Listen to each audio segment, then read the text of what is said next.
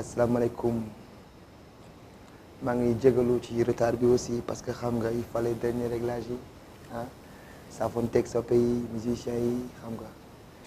ay nit moom bu ñu liggéey ba pare xaw nga wax leen jaajëf donc am nañ tuuti retard bu mag sax waaye ñu ngi ciy jégalu ñu ngi ciy jégalu vraiment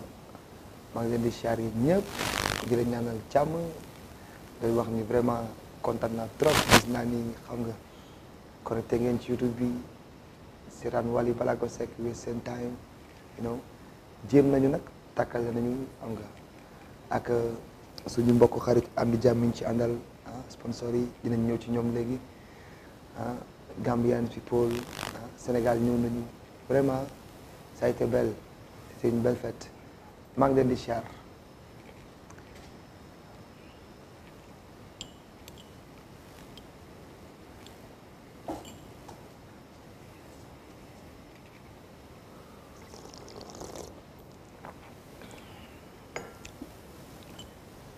tey nag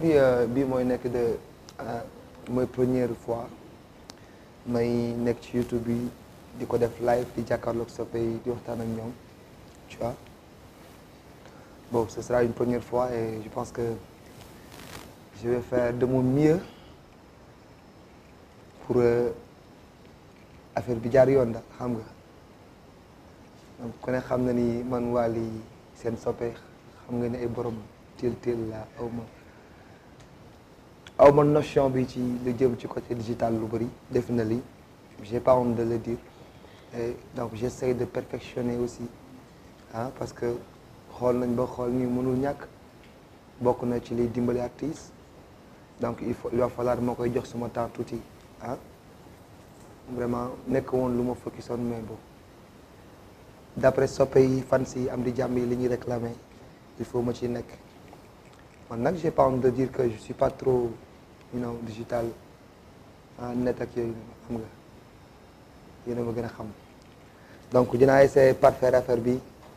mais bon lu ci dëng lu ci juum rek lu ci jubul rek ñu xam ni man la man maa matul quoi yes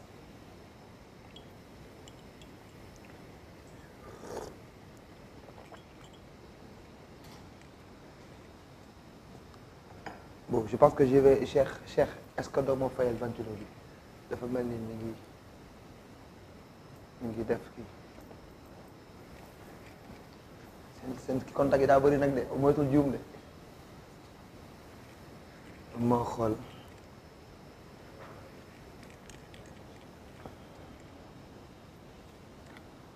waaw gars yi zoom bi naka da bëgg naa ma nuyu sama gars yi nga xamante ne ñu ngi ci zoom bi anañu maa ngi leen di siyaare maa ngi leen di siyaare bu baax a baax a baax a baax a baax maa ngi leen di bégee aw ma jotu wax ak ñoom en pleine soirée xëy na fii dinaa am tay mu jokk ak ñoom maa ngi leen di bégee bu baax a baax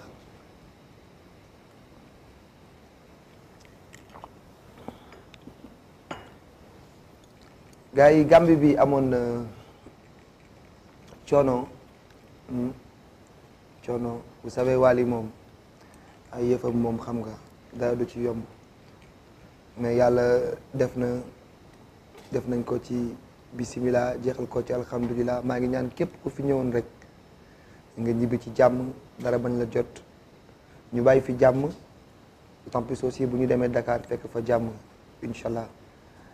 soppe am di jàmm xarit yi nga xamante ne ñëwoon nañ ci soirée bi jàpp ci vraiment maa ngi leen di remercier aw ma seen fay la diaspora kenn nelawu ci ñëpp ñu ngi connecté wu woon ci YouTube bi y a aussi les sites internet ñi nga xamante ni jógee nañ Dakar ñëw fii ñu ngi leen di gërëm mais aussi la Sen TV def ci liggéey bu am njëriñ liggéey bu mucc ayib ci côté publicité donc maa ngi leen di remercier Sen TV des médias yëpp vraiment vous avez été excellent maa ngi leen di siyaar bu baax a baax a baax a baax balaa mu doon neex nag Faramaren yéen tey balaa mu doon neex nag il faut moom ay question réponse waaw tey laay xam nag xarañ ngeen acca lu raas fif si pak yëngu leen ma xool met subana ana bigi ñu dem ak question yi ñu waxtaan ak gars yi tuuti ah. mooy jaay naan taas rek géwél laa boo xamante ni xaw ma yii xaw ma ci dara xam naa nu ñu naan mais waaye li muy def nii.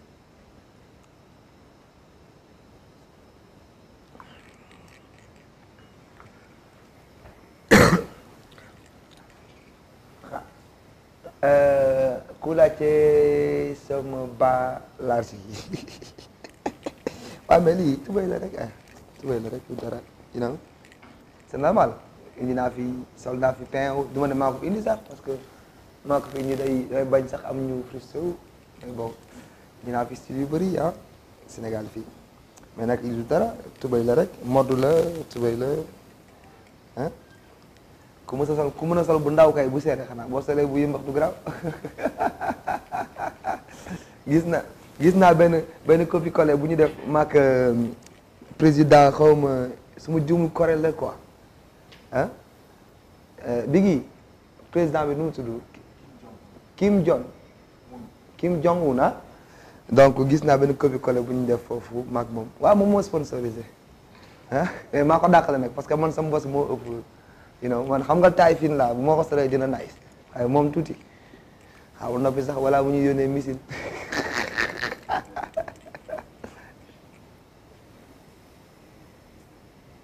Mohamed Mbaye mu ne chaque semaine pourquoi mu di def li benn yoon c'est possible Mohamed mais nag dama leen koy wax rek maa ngi jégalu encore une fois man j'ai pas honte de le dire ah je suis pas trop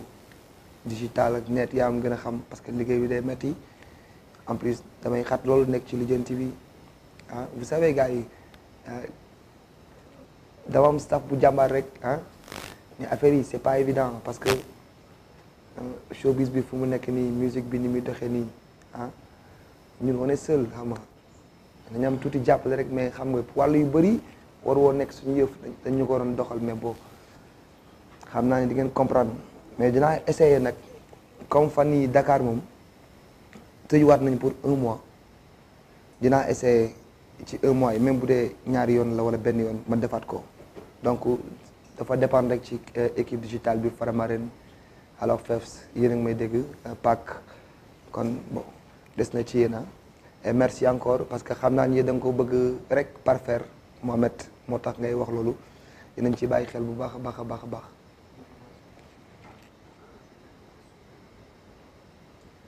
Motivation africaine waaw featuring bi ak Jason Derulo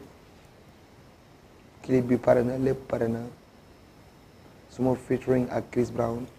mi ngi cool am na yeneen yoo xam ne mënu ma ko wax xam nga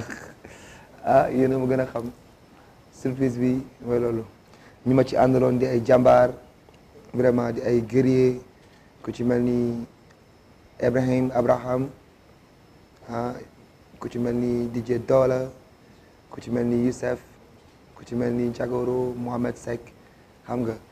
gars yi def liggéey bu mucc ayib vraiment ça a été excellent bu liggéey ko ci anam yu nice ah bit bi jóge fii ñu defar ko fii yóbbu ko mu àgg fa ñoom ñu apprécier ko bëgg ko def ko seen yëfu bopp donc vraiment maa ngi leen di remercier ñoom aussi parce que néew ñu fi mais ils ont été là aussi ils ont été là waaw ñu ngi ci comme corona daf ñu tënk da ngay sax ragal sax génne gars yi fi nekkee bagage ñu war a génne bari na mais corona bi dafay fente day baare xam nga moo tax actuellement su ma jëmul maa ngi ak 9 vidéos yu pare yoo xamante ni man rek lay xaar mi ngi sama kër tegu xam nga da ngay sax da ngay mër daal xam nga da ngay mër daal ah yàlla baax na fi jóg rek ci jàmm ak salaam man dama waxoon sax nañ ko war a tong corona na ko ñëpp tong parce que sëriñ si ñaan nañu président yi wax nañu homme de culture yi wax nañu way nañ ko wax nañ ko baap nañ ko wax nañ ko lu ne moom bëggul dem nañ ko tong kenn bañ ko tuddati xëy na mu dem mais sonal na ñëpp daal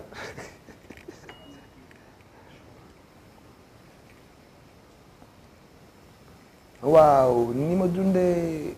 séjour Gambie ça s'est très bien passé à part que c'était fatigant bon dinaa leen wax tuuti rek parce que bi may ñëw dama jëloon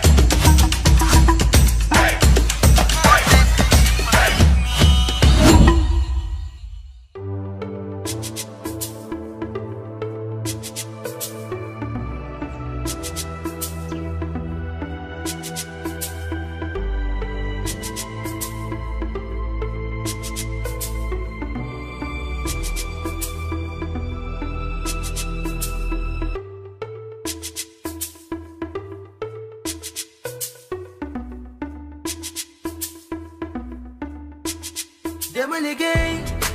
yàlla def ma yegg si fi taluma leen sama yoon lay topp ni Faramareen biir lay ñëw di man duma ci leen yàlla ko def ci man sama yoon lay daw te sori na fu ma jaade bu daw te gisi ma ne ma jàkk seen bët amatuma bi ñu demee ba ñu ne vol bi mënul dem donc il a fallu ñu woo bus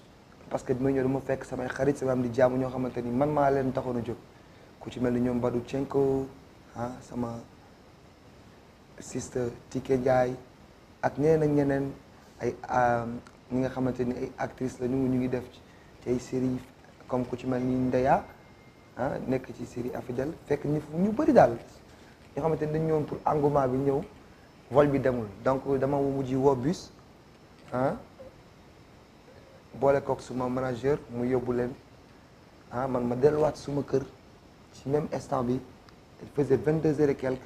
jël sama oto parce que oto bi ma yoroon amul plaque ma delluwaat jël sama oto bi am plaque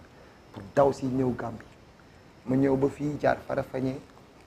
maa ngi fekk 3 heures du matin donc 3 heures du matin fekk ferry bi tëj nañ fekk frontière bi tëj na fa laa nekk ba 6 heures 7 heures moins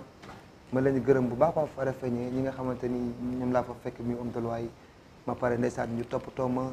dirigeant dema ma ànd ak sama équipe ànd ak bus bi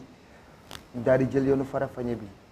daw naa ko daw ba sonn maanaam ci li ma mën a wax daal 19 heures laa jógee laa toog ci volant wàccaatuma bu ma egsee Gambie ci jeudi bi mais le même jour alors bi ma egsee dem xool musiciens yi est-ce qu'ils étaient bien installés xam nga siyaar leen tout ça ñëw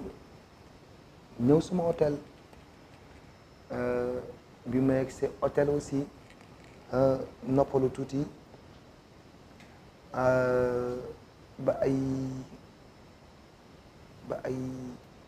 1 heure du matin mu am benn affaire 1 heure du matin ñu ne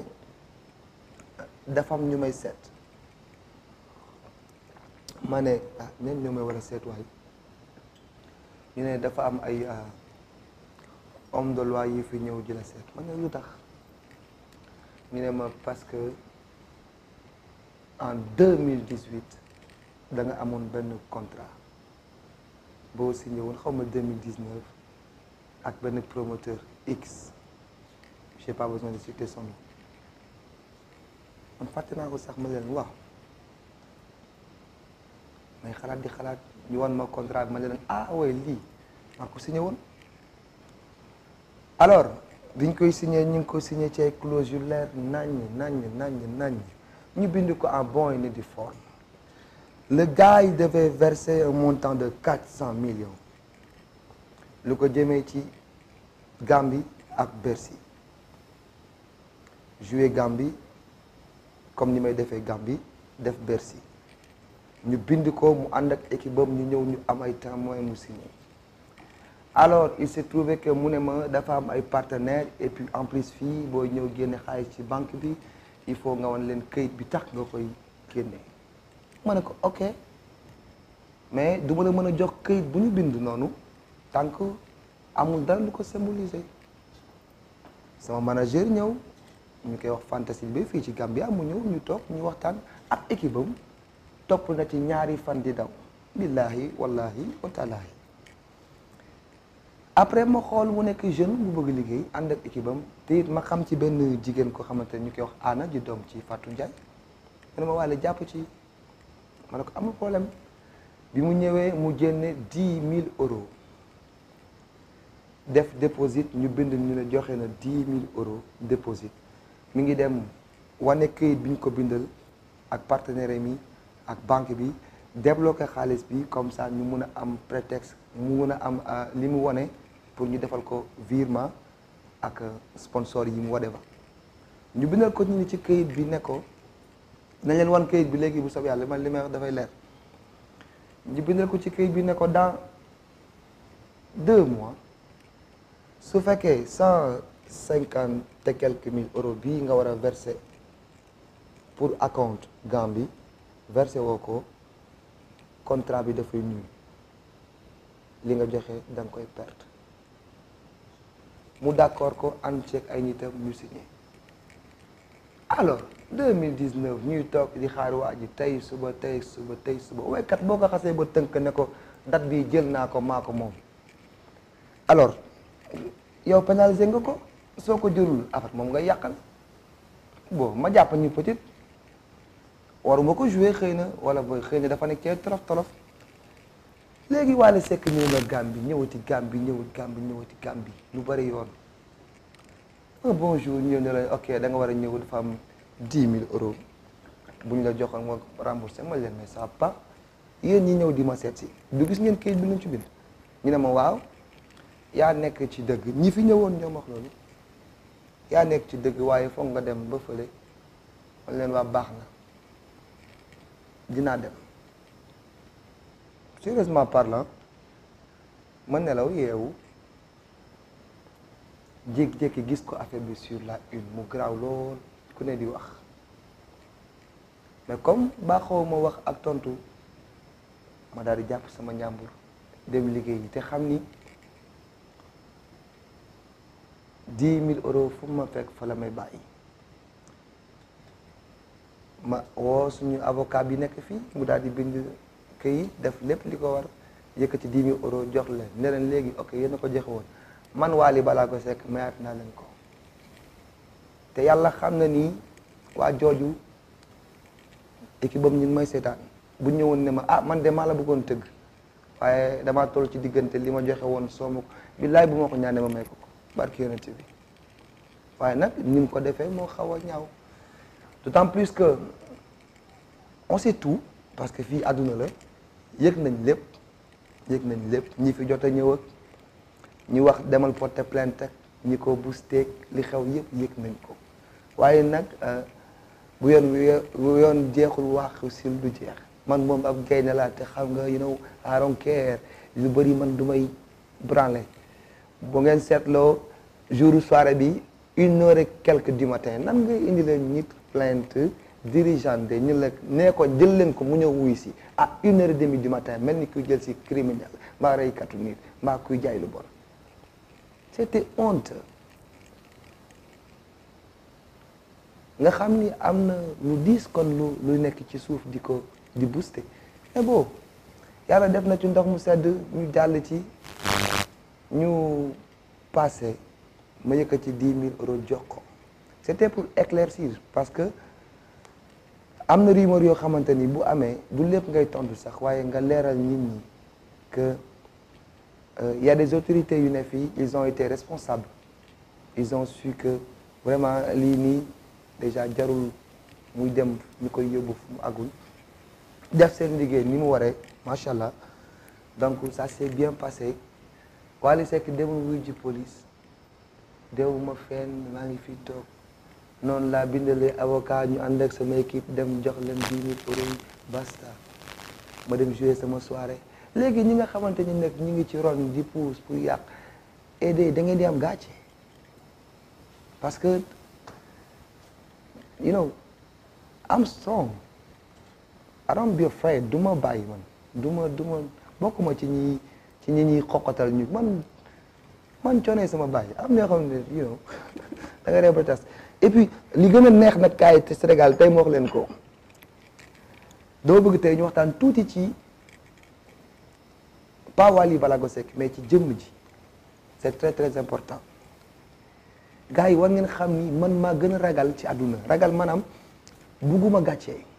bugguma ku ma yàpp moo tax lépp lu may def damay sóoraale li ngeen may gisee nii lu sedd guy rek laa bëgg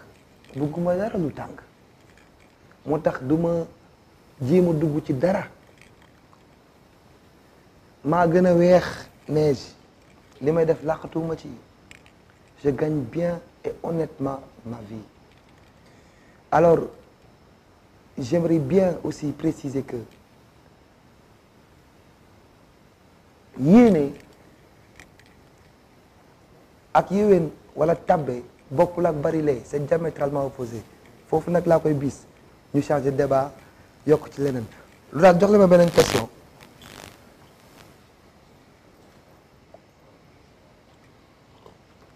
Mohamed yaa ngi laajte lu tax social Sénégal faw ñu gis ci Wally parce que Wally citoyen la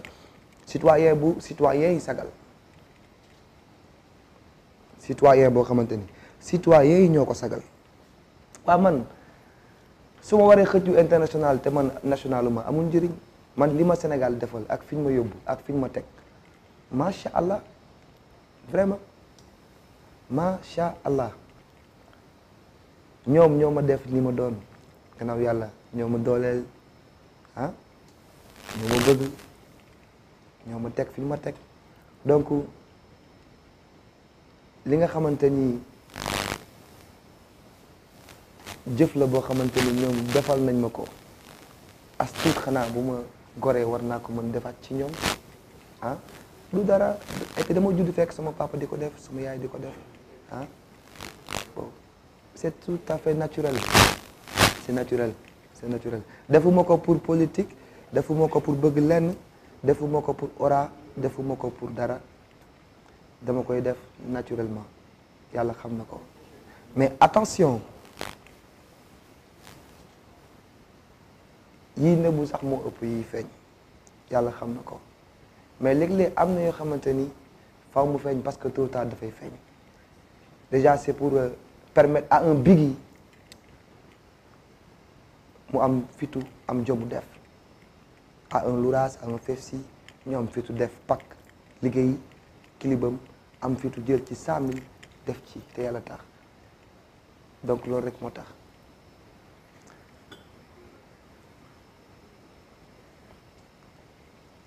album Xippil Xool morceau bi ma ci gën a neex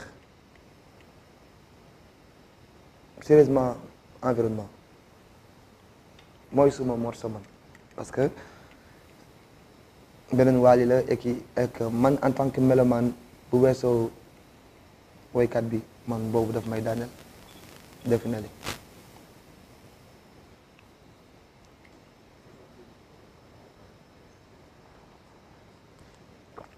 waaw fan si nekk Côte d'Ivoire ñu ne nax featuring ak yeneen artistes ivoiriens c'est possible parce que am na morceau bu ma def ak Diamond te moom du ivoirien am na morceau aussi bu ma def ak Eddie Kenzo te du ivoirien donc am na ay woykat ivoiriens yu bëri yu ma ciblé te dinaa def tout ba def ak ñoom benn liggéey ku ci mel ni Claire Baye ivoirienne la def naa ak moom benn duo benn featuring et je pense même que on est ñu ngi ci pour parler yi pour ñëw Côte d'Ivoire incha allah bu soobee yàlla et que dina aboutir bu soobee yàlla parce que mosaguma fa dem tëgg fa et diaspora bi nekk foofu sénégalais yi vraiment bëgg naa ñëw jàkkaarloo ak ñoom foofu incha allah. public Sénégal wala publicu Gambie bu ma ci gën a neex waaw loolu question la boo xamante ni nag vraiment kenn du am sa ñaari doom naan bii moo ma gënal bii ah dafa mel ni rek ma am Seydina Mohamed yàlla mayaat ma am Ibrahim donc vraiment ñoom ñëpp ñoo ma gënal ñoom ñëpp neex na ah ku ci nekk nag am nga say qualité yoo xamante ni yow rek yaa ko am bokk ko kenn ah te ñoom ku ci nekk xam nga loolu yes.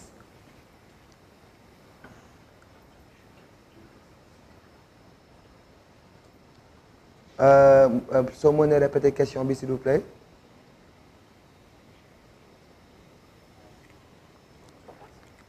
lu tax mënuma jouer after work suma kër cause of dama am ay dëkkandoo te bëgguma gàddu àq bi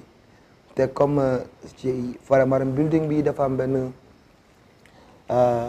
studio bu ñu fay defar boo xamante ni paregul mi ngi en construction ñu ko war ko defar ba mu parfait nga xamante ni enregistrement yi répétition yi plateau yi def télé yi lépp foofu lay nekk la preuve sama clip bi nga xamante ni mooy du fii boo xoolee pak foofu la tourner clip bi yëpp généralement décor yëpp sama biir kër la sama souterrain donc on est en train de parfaire liggéey bi ba nga xamante ni dootuñu soxla sax ñuy génn lu bare donc loolu bu paree moom xam naa ni du ñàkk may def after work ci biir kër gi te du ma déranger kenn yes.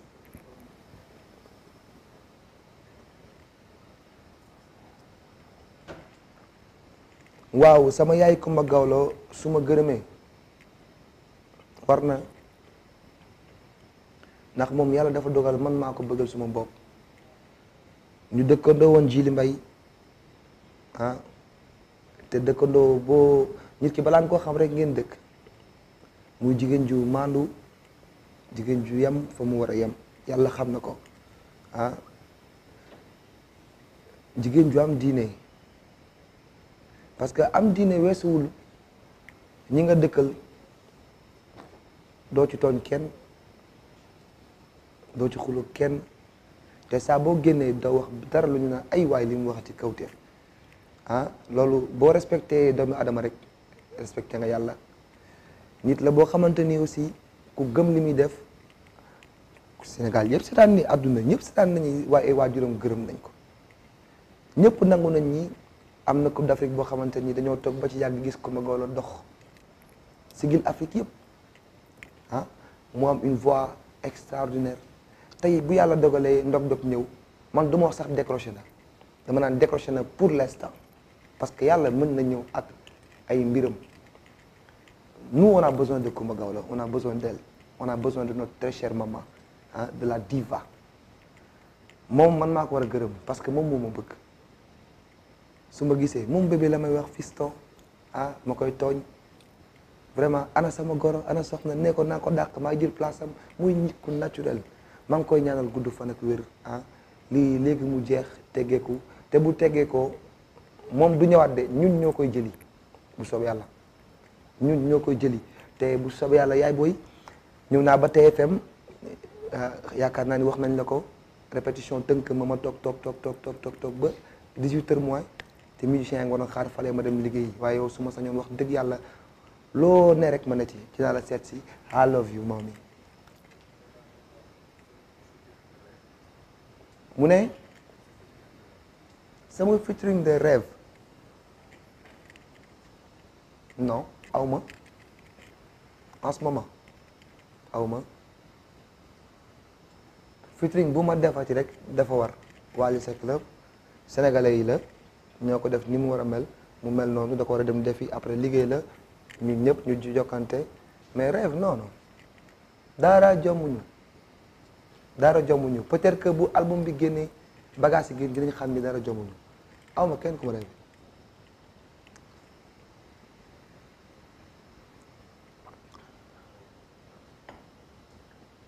waaw sama diggantee ma di bajaan loolu bi ci la fanaan ah c'est pas la première fois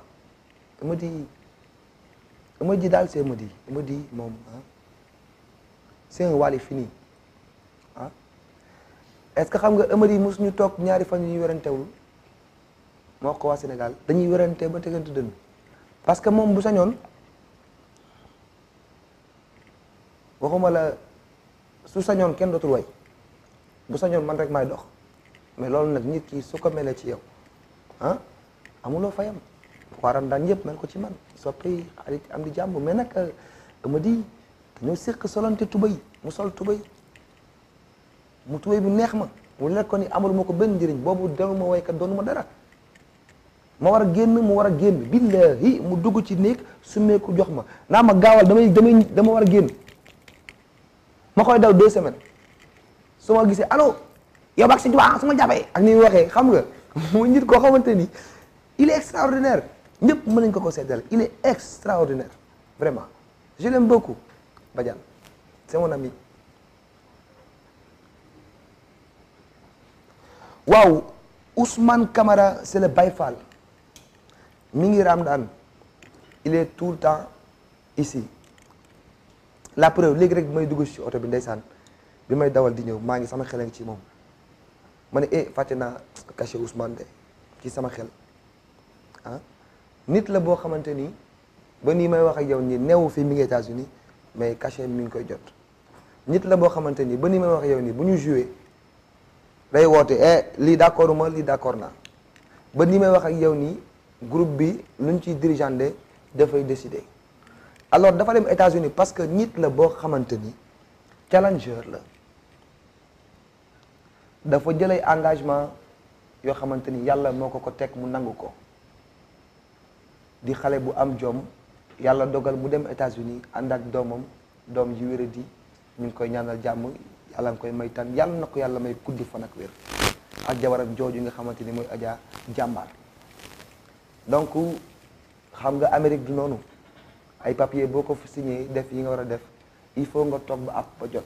loolu kese la Ousmane il est tout le temps là il est là Ousmane c'est un noyau clé du Ramadan Ousmane Camara moom c'est le Moukabaro waaw Baye Fall maa ngi bëggee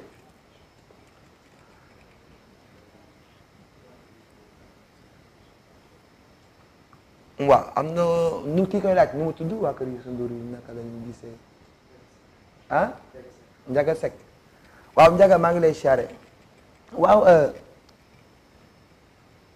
yàlla dafa dogal bi may demander permission pour def loolu ci sénégalais yi laa ko demandé télévision ñëpp di ko gis ñu nangul ma ko it bi ma ko defee it amul ku ma woowul Père Mara Bouba Ndiaga Père Saint-Louis Père Omar Youssou ñoo c'est des majigéen clé askan bi bañ naa ko ba journaliste yi joué sama part doon toj képp kuy liggéeyee TFM woo nga ma def nañ li ñu war a def nañ ils ont été nobles boote remercier te wax dëgg yàlla ku ma xool xam ni loolu rek laa ci bëggoon jàmm rafetal lépp nice parce que loolu rek moo ma war on peut pas me dire m'appeler tout le temps le chanteur du peuple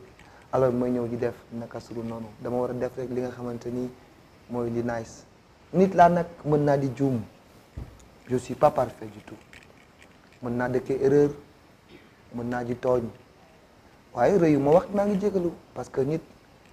boo tooñee da ngay wax maa ngi jégalu donc vraiment wan nañ ma ni daal morceau bi doon na lu leen neex en plus dama ko woy nag dama ko woy nag dama ko woy xaw ma lu mu fu mu ko dégloo mais nee na ay da déggal lii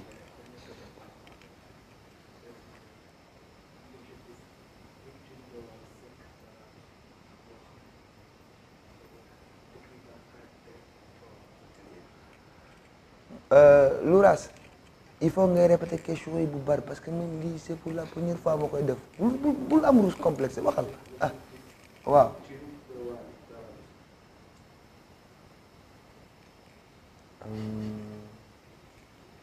après mu ne ma décrire ma carrière en 3 mots ok je vais commencer par ça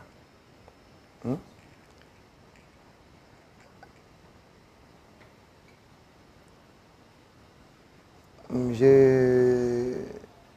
dirais même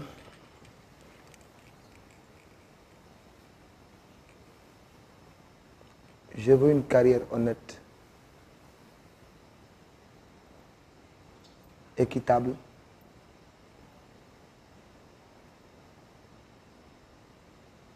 est belle. Honnête, équitable et belle. Parce que quand tu as une belle carrière, li ma jeexalee ci fin bi mooy il faut tout faire ba nga xamante ni say nawle koo ci dajal doo sëgg nawle nag dafa yaatu di nga ko romb ci koñ bi di nga bokk ak ñoom liggéeyukaay di nga bokk ak ñoom li ngeen bëgg di nga bokk ak ñoom li nga xamante ni mooy vision te en plus ñi bëgg Wally ay nawleem lañu dinaa fexe ba ma rafetal ko ba ñoom ñu gis ni kat am na carrière bu nice yàlla nag moo xam ñaata temps lay durer et nit laa boo xamante ni je sais sortir par la grande porte et je pense que bu ñu yàlla may gudd fan ak wér incha allah je ferai une très belle carrière bu soobee yàlla. beneen question bu njëkk bi mu ne l'objectif ultime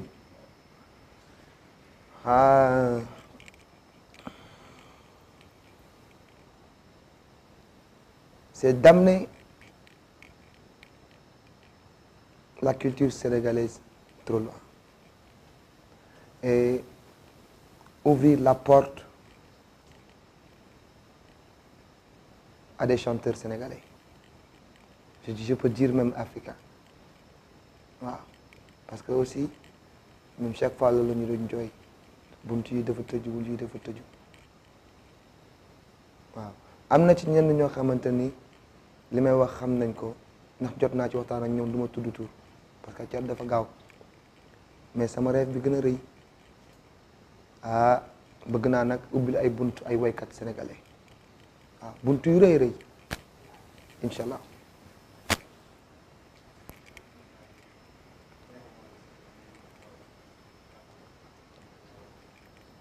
waaw gars yi léegi nag comme ñu ne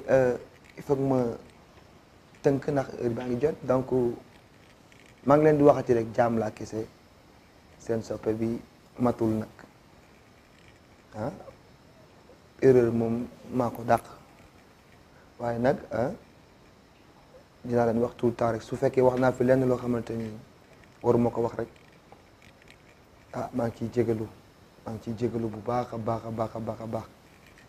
ñi nga xamante ni ñu ngi ci Zoom bi di jàkkaarloog man aussi maa ngi leen di gërëm di leen siyaare bu baax a baax a baax maa ngi leen di remercier la diaspora merci encore une fois le promoteur bi nga xamante ni mu ñu findi di Mouhamed Touré këram laa waroon dem léegi nii donc liggéey bi ma tënk moo tax dew ma waaye Mohamed xaar ma maa ngi ñëw bàyyi Wally maa ngi lay gërëm maa ngi gërëm Cosmakeup GK Connection maa ngi gërëm aussi Global Properties maa ngi gërëm bu baax a baax a baax a baax Mansour Ndaw maa ngi gërëm bu baax a baax a baax a baax ñëpp ñi nga xamante ni ñu ngi jàpp ci Wally Ballago Seck di jàpp ci page bi maa ngi leen di gërëm gars yi maa ngi woo sponsor yi di leen wax ni lépp fu ma mën demati ci àdduna balaa may def dara sama chaîne YouTube laay njëkk a privilégié donc venez accompagner Wally Ballago Seck venez travailler avec Wally Ballago Seck je ferai de mon mieux à ce que vous auriez de bons résultats et que yàlla def li tax ngeen di ànd ak man yàlla dina def ngeen gis ko bu soobee yàlla jërë ngeen jëf Sénégal jërë ngeen jëf Ramadan jërë ngeen jëf soppe yi je suis content je suis très content jërë ngeen jëf Khelcom Bache waaw leen góor jërë ngeen jëf.